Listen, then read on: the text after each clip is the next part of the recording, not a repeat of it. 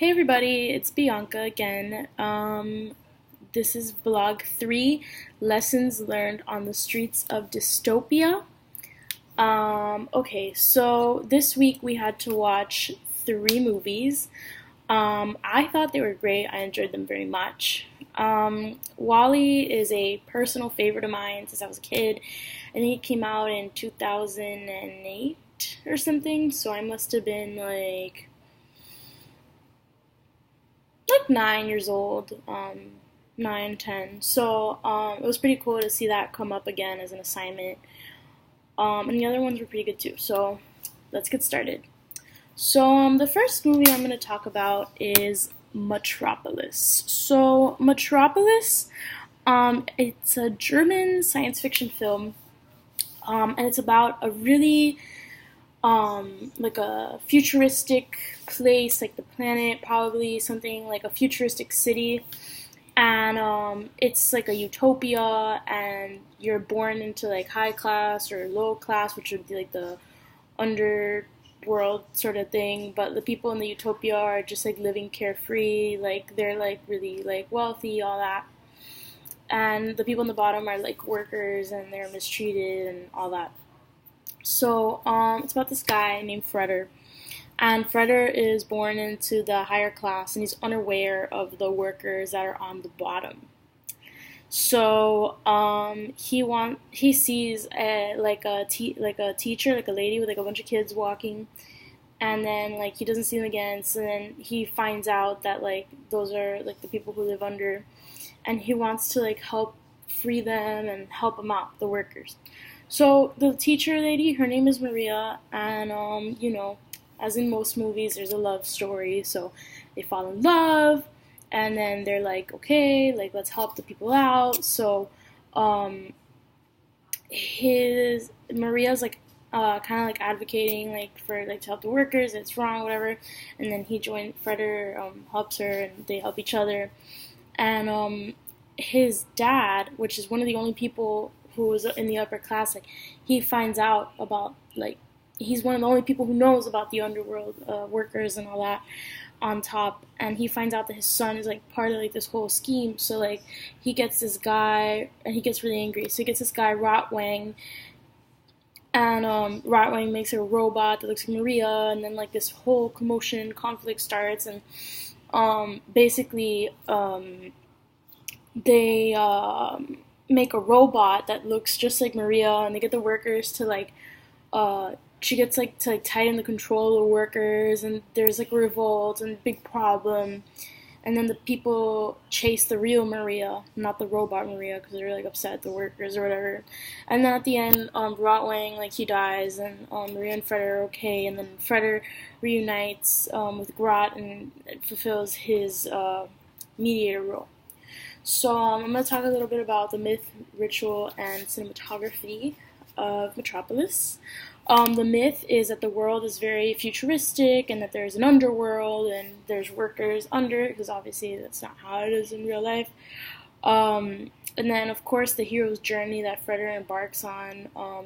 He's privileged, and then he goes on this hero's journey to help like less privileged and all that, and the utopian society and all that. And Freder's father being the master of the city, because nobody can be a master of a city.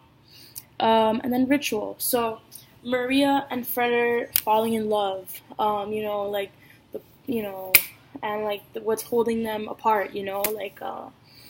They're two different class levels, and like it's not seen as like a regular thing. So it's like that like taboo of like falling in love, and then being born into a social class structure. Ritual, part of ritual.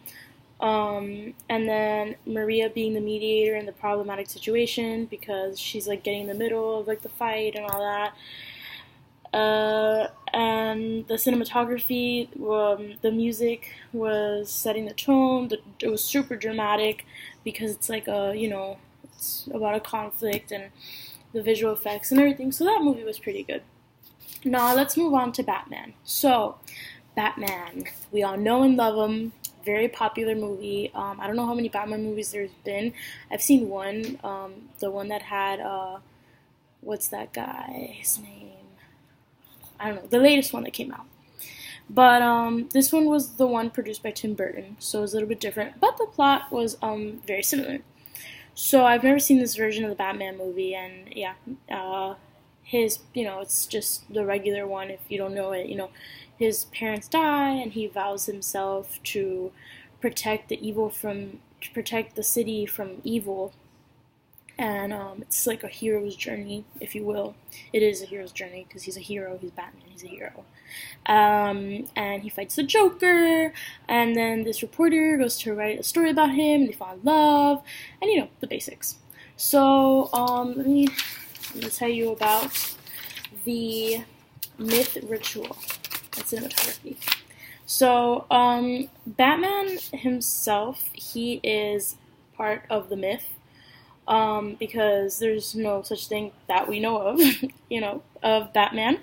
And the hero's journey, obviously, because he's on a quest to save people and, get, kind of like a revenge and all that, and, save people from evil.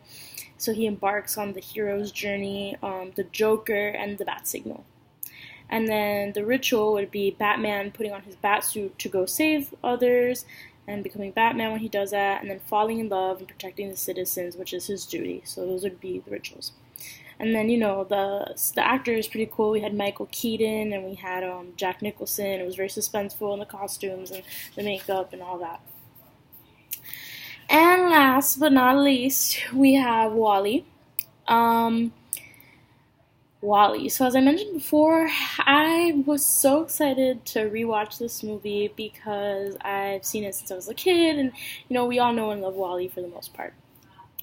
So WALL-E, it takes place you see all this dirt, trash, filled place, futuristic, and the people are really lazy and they don't walk and they watch TV all day long and they're just really, big and unhealthy, and it kind of is insinuating that that's what our society is coming to, that we're getting lazy and relying on technology and we're unhealthy and all that stuff. So that's what it's referring to. And the robots have feelings. Then you have WALL-E and Eve and the little cockroach friend. I don't like cockroaches, but that one's pretty cute. And they're trying to pick up the trash and save the planet with the plant, and they're ultimately trying to decide the fate of mankind. So it's kind of like a movie about a wake-up call, that we shouldn't trash the planet and that we shouldn't be so lazy.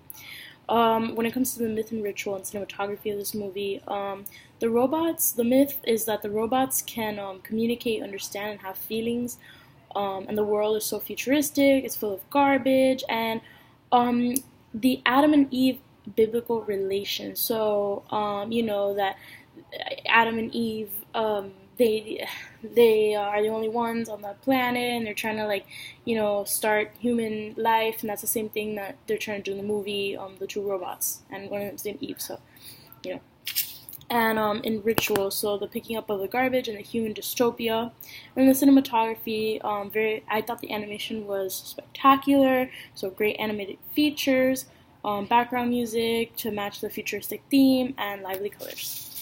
So that's all I have for you today. Hope everybody has a great week. Bye-bye.